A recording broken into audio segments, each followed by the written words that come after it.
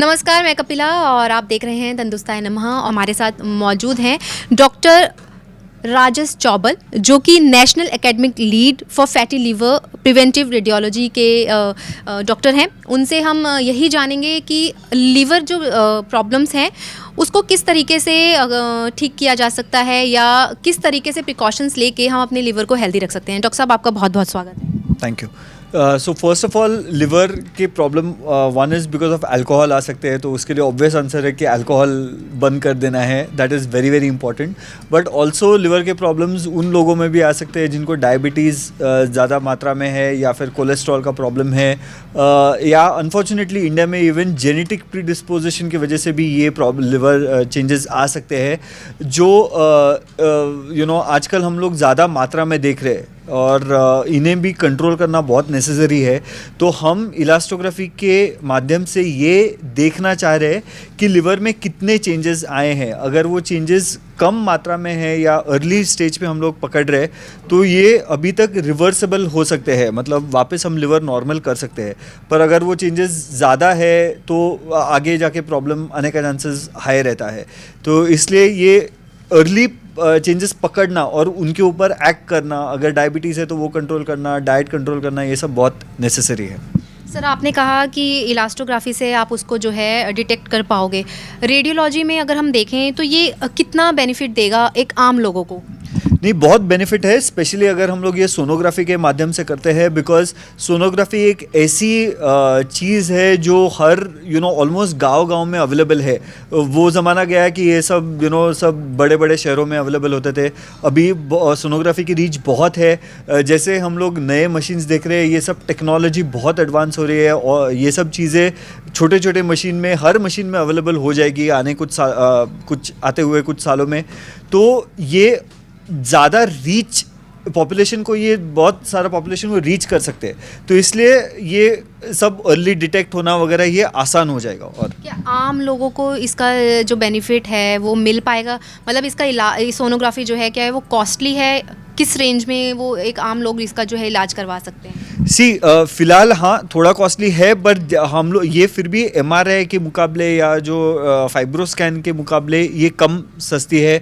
उसमें हमें ज़्यादा इन्फॉर्मेशन मिलता है और जैसे ये ज़्यादा अवेलेबल होएगा उसका कॉस्ट भी और कम होते जाएगा।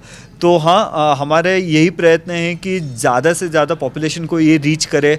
हमारे कंपनियों से भी वही बात चल रही है कि हर मशीन में ये टेक्नोलॉजी अवेलेबल हो, छोटे से छोटे मशीन में भी, ताकि ज़्यादा पॉपुलेशन को हम रीच कर पाए और ये प्रॉब्लम को हम सॉल्व कर पाए। क्या आपकी एसोसिएशन किसी तरह की कोई चैरिटी भी देगी इसके लिए?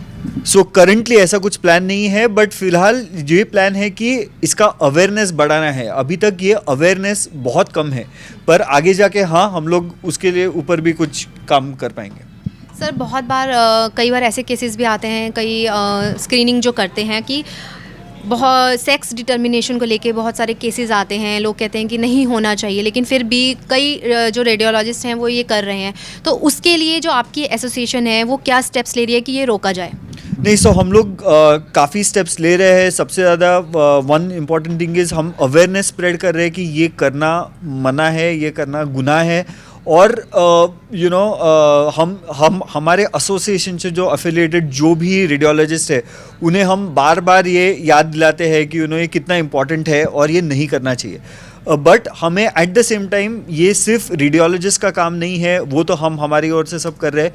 ये जनरल पॉपुलेशन में ये अवेयरनेस लाना कि ये करना गलत है भी उतना ही इम्पॉर्टेंट है, और इसके लिए सबका साथ ज़रूरी है। मतलब सिर्फ यही एक स्टेप्स है? जैसे गवर्नमेंट की तरफ से भी बहुत किस तरह के प्रोग्राम्स चलाए गए हैं, तो आपकी एसोसिएशन उसके लिए ऐसा कौन सा एक कोई प्रोग्राम चला रही है क्या? यस, हम लोग सेव द गर्ल चाइल्ड चला रहे हैं। उसके वजह से हम सारा बहुत प्रोपोगेट कर रहे हैं कि ये भ्रूण हत्या वगैरह नहीं होना चाहिए, and that is important. So yes, awareness काफ़ी चालू है। हम लोग ऑलमोस्ट अभी अनफॉर्चुनेटली मेरा बैज निकल गया, पर हम लोग ये भी प्रमोट करते हैं। So all of us are wearing these badges, और हम लोग जिधर भी जाते हैं we try and promote this. तो ये जो सेव द गर्ल चाइल्ड है, ये कब से चल रहा है आपका? So I am not sure of the exact date, but it's been going on for quite some time now. Okay, अच्छा, लीवर को किस तरीके से हेल्दी रखा जाए, उसके लिए आप हमारे ऑडियंस को क्या मैसेज देंगे? So number one, like I said, alcohol कम करना बहुत नेसेसरी है। उससे ज़्यादा, सबसे ज़्यादा इफेक्ट उसके वजह से आता है। और अगर आपको डायबिटीज़ है या कुछ कोलेस्ट्रॉल का वगैरह प्रॉब्लम है, डाइट कंट्रोल करना बहुत इंपॉर्टेंट है। और इवन कुछ जो यंग लड़के रहते हैं वो स्टीरॉइड्स वगैरह लेने की आदत रहती है, दवाइयाँ एडिशनल लेने की आदत रहती है, वो सब भी बंद करना बहुत नेसेसरी है। सर, मैं ये जानना चाहती हूँ कि जैसे हमारे ऑर्गन ट्रांसप्लांट होते हैं, तो आपका जो ये इलास्टोग्राफी है वो उसमें किस तरीके से हेल्प करेगा? सो हमारा प्रयत्न ये है कि ज़्यादा से ज़्यादा पेशेंट वो स्टेज पे ही ना पहुँचे कि उनको ऑर्गन ट्रांसप्लांट लगे। ओके, हम ये प्रिवेंटिव रेडियोलॉजी, प्रिवेंटिव मतलब ये डिजीज़ होने से रोकना, यही हमारा उद्देश्य है, राइट। सो हम ये सब अर्ली स्टेज पे पकड़ना चाहते हैं, अर्ली स्टेज पे इंटरवीन करना चाहते हैं, ताकि वो प्रॉब्लम इतनी बढ़े ही नहीं कि हमें ट्रांसप्लांट करना पड़े, राइट। बिकॉज अगर ट्रांसप्लांट ज़्यादा होंगे तो it's a big burden for the country. इतना ट्रांसप्लांट्स करना इट्स नॉट अ सस्ता नहीं है, बहुत एक्सपेंसिव सर्जरी रहती है। तो इवन प्राइवेट में भी एक्सपेंसिव रहेगी, गवर्नमेंट को भी इतना सब्सिडाइज करना is going to be difficult, तो वो इकोनॉमी को बर्डन करेगा। तो हमारा यही उद्देश्य है कि जितना जल्दी हम ये डिजीज़ पकड़ पाए उतना हम उसको रोक पाए, या फिर इवन रिवर्स करके लिवर को नॉर्मल कर पाए। आपने जैसे शुरुआत में कहा कि नॉन अल्कोहलिक लोग भी जो हैं उनको लीवर डिजीज़ हो जाती हैं, तो उसके पीछे क्या रीजंस रहते हैं? कि एक तो होता है अल्कोहल ले रहा है, उनको ये प्रॉब्लम हो गई, लेकिन जो नहीं भी ले रहे हैं उनको किस तरीके से ये प्रॉब्लम से बचा जा सकता है? सी, लाइक आई सेड कि इसमें डाइट का एक बहुत बड़ा महत्व रहता है। फैटी डाइट खाते हैं, जो बहुत सारे बच्चों को वो कोल्ड ड्रिंक पीने की आदत रहती है, या फिर वो जो फास्ट फूड जिसको हम बोलते हैं, दे आर नॉट हेल्दी।